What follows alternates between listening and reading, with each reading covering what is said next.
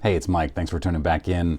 It's Sunday, and just a few days ago, I did the SGC interview with Peter Steinberg of SGC, and he mentioned the Boston Garter set from more than a century ago. I wasn't familiar with the set.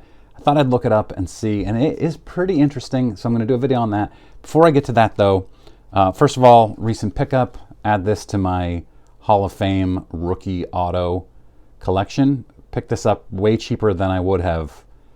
Already slabbed, way cheaper than if I had bought the card, gotten it autographed, and then slabbed it, or even bought the card already autographed and then slabbed it.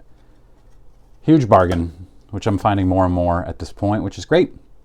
Hobby News Daily just launched yesterday. You should check that out at hobbynewsdaily.com. I'm thinking I'm going to hit 4,000 subscribers this week, and I think I'm going to do a live video planned for Friday night. I'm trying to think about what could my theme be for the live video. I've got baseball that's just started, and having just hit 4,000 subscribers, maybe I'll show you guys some stats, some analytics on my channel from YouTube that they provide to me. If you're interested in a little behind the scenes, what happens with my channel, how many views I'm getting, any other stats, I think that might be interesting for you guys. Let me know. We can do a little bit of both, talk baseball and YouTube channel stats for me. 4,000 subscribers is amazing. I just hit 3,000 6 weeks ago. So moving right along. I've had a great couple months. All right, so yeah, let me know in comments. Friday night, I think, would be great if we did that. So the Boston Garter set, most of this information comes to me from prewarcards.com, which is always a great reference. And then also Sports Collectors Daily, another fantastic reference. I always use these guys. So these are, according to the American Card Catalog, H813 is their designation. They were made in 1912 and 1914. The first set came out in 1912, full color. It had 16 cards on the checklist. The next set came out in 1914, also full color, had 12 cards on the checklist, and then another set in 1914 that was sepia toned. Some might call it black and white. That one had 10 cards in the checklist. So we're going to go through a little bit about each of these. Garters kind of, I can't imagine a man nowadays wearing garters, let alone more than a century ago. Was this common back then? I don't know. It's just such a long gone thing. Thankfully, baseball cards didn't go the way of the garter. You don't see a lot of men in their underwear on baseball cards. And I mean, I wonder why, right? The only one I could imagine being on a baseball card would be Steve Lyons. Job. I'll tell you one thing, not a bad defensive play either by the Tigers. Did you see that? Mm-hmm. He's going to get the dirt out, and all of a sudden he unbuckled his pants and they fell down. That was a classic moment. I remember watching that, I think live at the time. Probably not, though. Probably saw it on SportsCenter or something. So the Boston Garter sets are some of the most rare, most unusual sets in baseball card history. They are shockingly rare. Even if you go to the PSA Pop Report, there are only a handful of cards ever graded in the PSA Pop Report.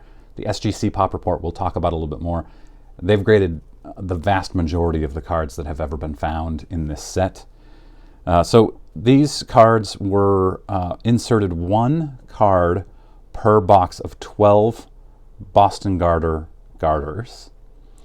The baseball player was seen in his locker room, in his underwear sometimes, with the garters showing off the garters was the entire point. And sometimes, in all these cards, they've got a suitcase with their name on it in the front showing who the player is. And then you've got a baseball game in the background. There's a big open window, or sometimes they appear to be in the dugout wearing their underwear. And the dugout door, I guess, the opening shows. So it's very unusual, I guess, is the best way to describe these. It was believed that the panels came in 4 cards, and they were distributed maybe that way as well. They were 8.5 by 4 1/4 inches, so they're big. big cards. They're meant to be displayed in business windows, retailer windows. The back of them are advertisements, and they offer them to people, consumers like you or me, for 10 cents for 8 cards. No discount to buy more. 10 cents for 8 cards, 20 cents for 20 cards. 16 cards, I mean. And but they're free to retailers that request them on their own letterhead, on their business letterhead. So you can't just write a letter and say, can you please send me some free cards? You'd need to have it sent on your business letterhead, and then you would get the cards. 8 of these cards were found by a family of a turn of the 20th century traveling salesman in Southern California. He was believed to have been a traveling salesman for Boston Garter at the time. And they found 8 of them, which is significant because, well, we'll get into the pop report in a minute.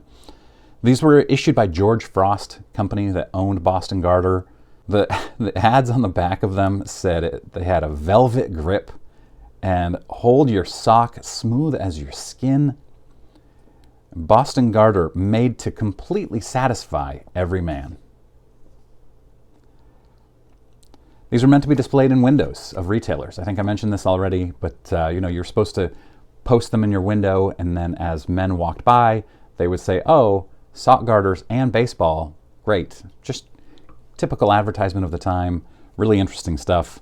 So the SGC pop reports, the PSA pop report, they have only 5 cards ever graded between the 3 sets, which is pretty remarkable. The SGC pop report, the 1912 set, they had 10 cards. The best graded was a 4.5.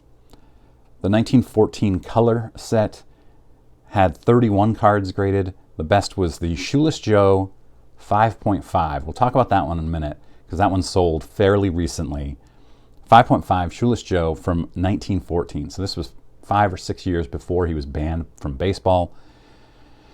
The 1914 sepia toned set, there are 15 in the SGC pop report. All of them are authentic. And I couldn't figure out why none of them would have gotten a number grade. Maybe they were hand cut. I don't know. Tough to tell. I think they're all hand cut since they came in panels of 4. But if you know, let me know in comments. If you're familiar with these, also let me know in comments. I'm going to talk here about this. If you know of these cards, let me know. Even the common ones go for many thousands of dollars. That's how rare these cards are. So the SGC1 Chrissy Mathewson Pop 2 went for $84,000 in 2019. Both of those Pop 2 are graded in SGC1, by the way. So $84,000 just before the boom, the pandemic boom. And remember, the original price of these was 10 cents for 8. So basically a penny per, and now they're worth tens of thousands, and in some cases more than $100,000, and they were free to retailers. An SGC1 Shoeless Joe Jackson went for $66,000 in 2014. The SGC 5.5 Shoeless Joe went for $480,000 in 2019. So again, right before that boom. What would that go for now? Would that clear $1 million today, or would it have in, say, 2021? I'd be really interested to know that. So SGC 4.5, just shy of $500,000. The SGC 4 Ty Cobb sold for $204,000 in 2018. Pretty awesome, pretty cool stuff. If you're, this Ed Walsh, just SGC Authentic, sold for $22,000 in 2014. It's pretty cool, really interesting stuff. I'm glad that Pete mentioned these to me on the interview I did. If you haven't watched that yet, it's getting awesome feedback. Go check that interview out. Had some video difficulty, but the audio was perfect. So yeah, I'm really glad he came on and he mentioned these. If there are others that are like this, that are really, really rare and like a century old, let me know in comments because I'm interested in all of those sets. And so live Friday night is what I'm planning on doing. I would love for you guys to join, celebrate 4,000 subscribers with me. All right, thanks very much for watching. Hope you had a great weekend.